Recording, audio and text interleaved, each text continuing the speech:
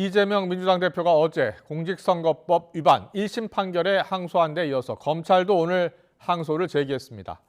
양측의 법정 공방도 2라운드로 이어지는 가운데 오는 25일엔 위증교사 사건 1심 선고도 이루어질 예정인데요. 취재기자 연결해 들어보겠습니다. 김태형 기자, 먼저 검찰 항소 사유부터 전해주시죠. 네, 검찰은 오늘 선거법 위반 혐의로 이 대표에게 징역형의 집행유예를 선고한 1심 판결에 불복해 항소를 제기했다고 밝혔습니다. 사실오인과 법리오해, 양형부당을 항소 이유로 들었는데요.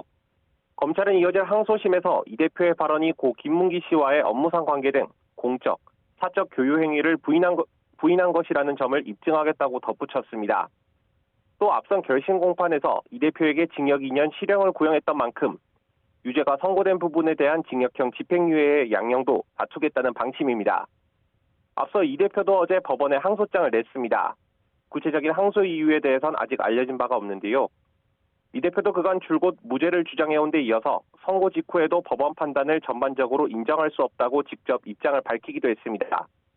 이에 사실오인과 법리오해 모두 항소 사유로 고려된 것으로 보입니다.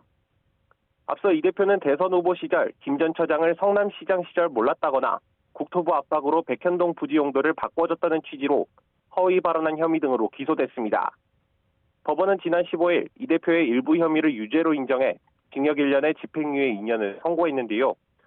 검찰과 이 대표 측이 모두 항소를 제기하면서 서울고등법원에서 다시 한번 치열한 법정 공방이 벌어질 전망입니다.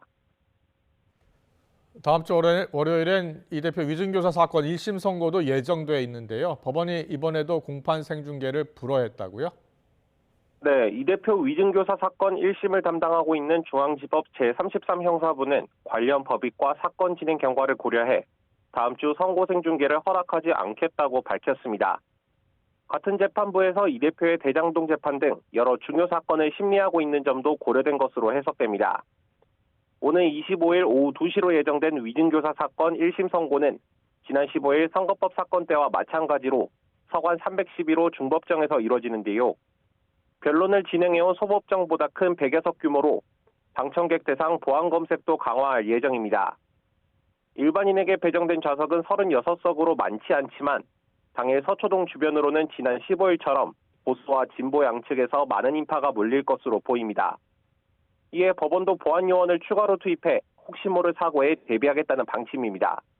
지금까지 서울중앙지검에서 전해드렸습니다.